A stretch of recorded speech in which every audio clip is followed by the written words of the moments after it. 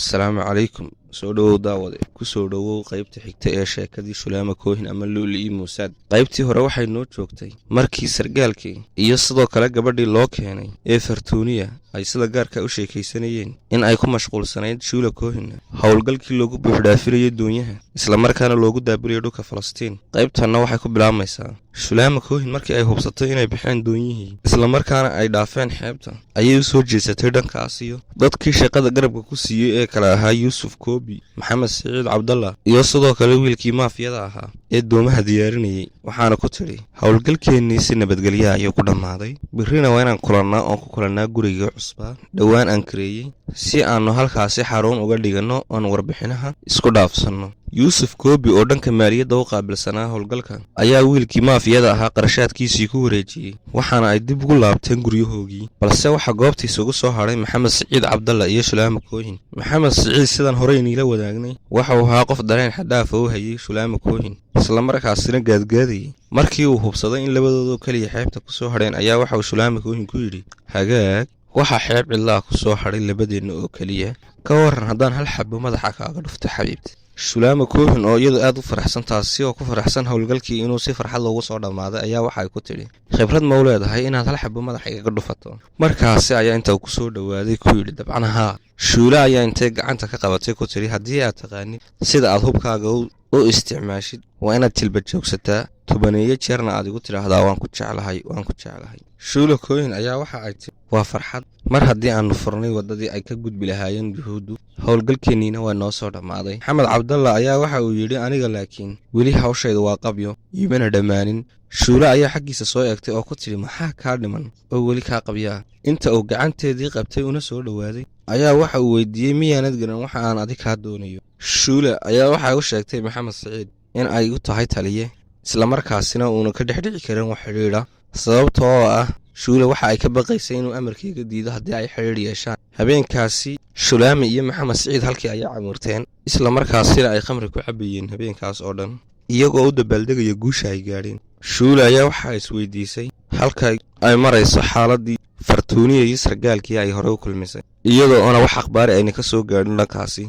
waxaana ay soo qaadatay teleefoonka si ay u wacdo sargaalkii. teleefonkiisii laylaynka ee guriga u yaalay waxa ay wacday telefoonkii waxaana ka qabtay sargaalkii oo neeftuuraya. Shula ayaa iska cadhaysiisay waxayna ku tidhi, wakhti yar ayaan kaa maqnaa waxaanad iga dooratay Fartuuniya. sargaalkii ayaa u jawaabay oo ku yidhi, halkii ayaad joogtaa? waxa kaloo uu weydiiyey halka ay Fartuuniya kaga jirtay magaalada. waxa ay ogaatay Shula Koohin in ay u socoto hawsha sidii ay rabtay, waxayna bilowday qorshihii labaad taasi oo la doonayo in lagu taariibiyey yuhuud kale oo ka badan tiradii markii hore la taariibiyey. markana aan eegno guurkii Shula Koohin. Shula Koohin waxa ay guursatay wakhtigaa adkaa nin loo yaqaano Yuusuf Kashka, kaasi oo ahaa yuhuudi cunsuriya taajirna ahaa, kaasi ay u guursatay si aan looga shikin dhaqaalahan badan ay isticmaalayso. sargaalku waxa uu la mid ahaa Shula Koohin marka loo eego nacaybka iyo cadhada uu qabay dalalka islaamka ee ku dhex nool yihiin. Yuusuf Kashka waxa uu ogaa arrimaha iyo howlaha ay ku jirto Shula Koohin, marnaba ma uu safar gashan howlaha ay ku jirto Shula Koohin.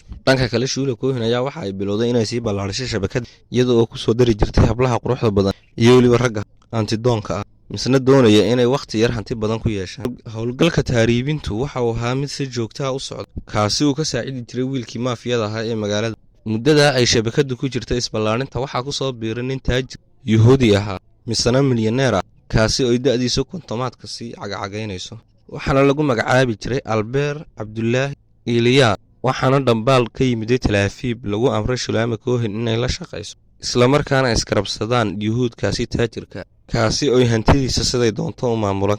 habeenada ka mid a waxaa ballansanaa Shula Koohin iyo Albeer Cabdullaahi, waxaana uu weydiiyey su'aal uu kaga yaabsaday Shula Koohin taasi oo ahayd, intee hablood ayaa shabakada ka shaqaynaya? Shula ayaa ugu jawaabtay inay hadda la shaqeeyaan Saariina iyo Fartuuniya, laakiin wakhti dhow ay rajaynayso inay keento gabdho intaasi ka badan. Albeer ayaa waxa uu Shula u sheegay in ninku si kasta oo lacag iyo hanti u haysto ama uu awood badan yahay uu ka jilicsan yahay xagga hablaha, sidaasi darteed la helaa hablo badan oo shabakada lagu soo biiriyo kuwaasi oo qurqurux badan. markana aan eegno qorshaha cusub ee yuhuudda lagu taariibinayo.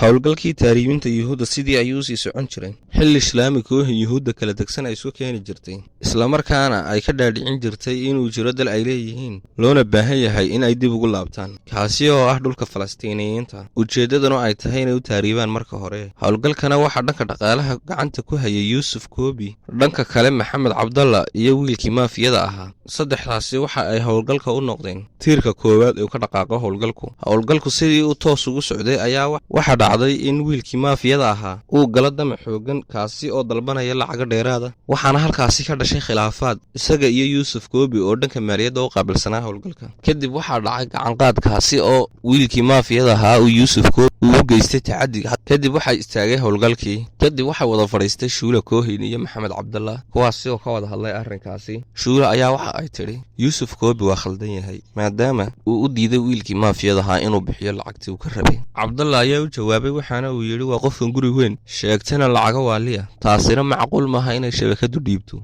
markaasi ayaa waxa ay weydiisay shuula koohin maxaa haddaa xala in isaga lagu wareejiyo howlgalkaasi maadaama uu garanayo waddooyinka isku xidha labada dal. waxa ay u sheegtay in howlgalkaasi halis badan yahay ayna ka baqaysa in gacanta lagu dhigo. maxamed cabdalla oo u jawaabaya shuula koohin ayaa ku yidhi waa in aan laygu kalsoonaadaa howlgalkaasina aan laygu soo wareejiya. shuula ayaa waxay maxamed cabdalla u sheegtay in laga rabo hawshu inay berriba bilaabanto. maxamed cabdallana waa aqbalay. maxamed cabdalla ayaa waxa uu soo jeestay dhanka shuula koohin isaga oo ka waraysanaya guurkeyga. shuula ayaa waxa uu sheegtay in ninkeyga qiimeeyo islamarkaasina uuna soo faragashan howlaheyga.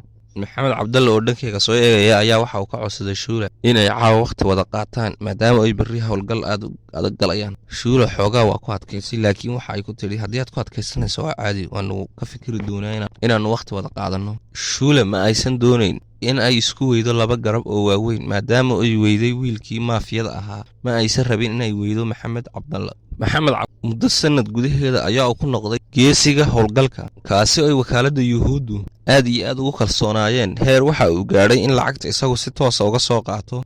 maalin maalmaha ka mid a xilli lagu guda jiro sannadkii 1954 ayaa waxaa dhacday in muqaabaraadka lubnaan ama hay-adaha sirdoonka lubnaan ay ka shakiyaan howlaha uu qabto maxamed saciid. sidaasi awgeed ayaa waxay ku sameeyeen dabagal, iyagoo ugu dambayntii gacanta ku soo dhigay xilli uu rabay inuu ka gudbo xuduudka lubnaan ay dhulka falastiiniyiinta la wadaagaan. kadibna xabsiga ayaa loo dhaadhiciyey. shulaama koohin durba waxaa soo gaadhay akhbaartii la xidhiidhay in maxamed saciid gacanta ku dhigeen hay-adaha sirdoonku. arrintaasi si weyn ayay uga nixisay, waayo haddii uu bixiyo maxamed saciid macluumaad la xidhiidha shaqooyinka uu qabanayay, waxa ay la mid tahay in shulaama koohin xabsiga ay geli doonto, islamarkaana shabakadda iyo howlaheega dhan oo joogsan doonaan. halkaasi haynoo joogto qaybta xigta sheekadan.